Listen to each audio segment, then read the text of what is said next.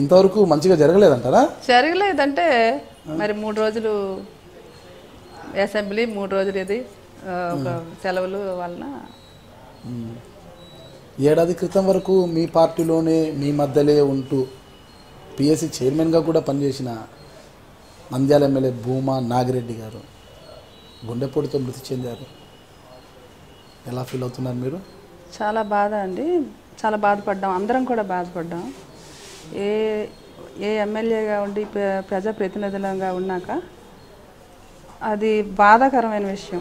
సడన్గా చనిపోవడం అనేది, దానికి మా తాలూకా విచారాన్ని వాళ్ళ కుటుంబ సభ్యులకి వారికి ఆత్మ శాంతించాలి, వారు బాగుండాలి, మనోధైర్యంతో ఉండాలని మేమందరం కోరుకున్నాం.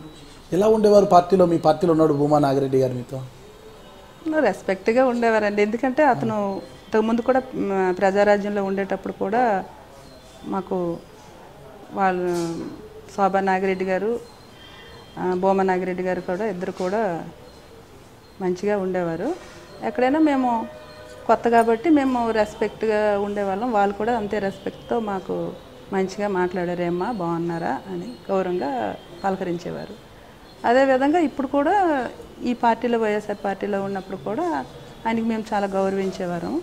ఆయన కూడా ఒక సీనియర్ చాలా మంచి గ్రాస్పింగ్ ఉన్న వ్యక్తి. అది శ్రీకాకుళంలో వచ్చేటప్పుడు కూడా ఈ పార్టీ గురించి ఆయనకి ఇన్ఛార్జిగా కూడా వేశారు. అప్పుడు కూడాను చాలా తక్కువ టైంలోనే జిల్లాలోనున్న నాయకుల తాలూకా మనస్తత్వాలు కానీ వారి సరిదిద్దడానికి కూడా ఆయన చర్యలు తీసుకునే పరిస్థితి ఆ రోజుల్లో ఉండేది. కాబట్టి ఆయన చాలా మంచి నాయకుడని మేము అనుకుంటాం. శోభమ్మ గారితో, భూమా శోభా నాగిరెడ్డి గారితో మీకున్న అనుబంధం ఎలాంటిది? అంత లేదండి. మేము శ్రీకాకుళం జిల్లాలో ఉండేవారు కాబట్టి ఎదురుపడేటప్పుడు మాత్రం ఇద్దరిని ఒకే పార్టీ, అంత మహిళలే కదా? మహిళలుగానే ఉండేది. ఆవిడ చాలా ఈ మహిళల విషయంలో కానీ పార్టీ విషయంలో కానీ చాలా కట్టుబడి, ఆవిడ ఏ పార్టీలో ఉండే కట్టుబడి చేసే మనిషి. అలాగే ఒక వ్యక్తిత్వాన్ని, ఉందాతనాన్ని, ఒక స్త్రీ రాజకీయాల్లో అంత గొప్పగా రాణించిందని మేము ఎప్పుడు గర్వపడే విధంగా కనిపించేవారు మాకు. మీరు కూడా మహిళే కదా, మీరు రాణించలేకపోతున్నారా? రాణిస్తామండి, మేము ఇంకా రాణిస్తున్నాము. రాణించడానికి అన్ని అవకాశాలు కూడా ఉన్నాయి. ఎవరైనా కూడా అనుకుంటే రాణించవచ్చు. శోభా నాగిరెడ్డి గారు, ఆవిడ విషయంలో మీరు అడిగారు కాబట్టి, ప్రియ గారు కావచ్చు, మీరు అడిగారు కాబట్టి నేను చెప్తున్నాను. ఆవిడ తాలూకా వ్యక్తిత్వం గొప్ప విషయాన్ని ఆవిడ ఒక భవిష్యత్తులో మీరు కూడా రాణించాలని ఉన్నారు. అలాగా తప్పకుండా అండి. ఏ విధంగా అనుకుంటున్నారు? అంటే రాణించాలంటే మీ ప్రణాళిక ఏమి, ఏ విధంగా ముందుకు పోవాలని? ప్రణాళికలు ఏంటంటే మరి మీకు తెలియదు ఏముంది, రాజకీయాల్లో రాణించాలంటే ముందు పార్టీ నుంచి, అధిష్టానం నుంచి ప్రజల నుంచి, అందరి నుంచి ఒక గౌరవంగా, ఒక మద్దతు, ఒక ప్రతి ఇంటి దగ్గర నుంచి, ప్రజల దగ్గర నుంచి ప్రోత్సహించే విధంగా మన తాలూకా వ్యక్తిత్వాన్ని కానీ మన తాలూకా సేవల్ని కానీ గుర్తించే విధంగా మనం ప్రయత్నాలు చేస్తూ ఉండాలి.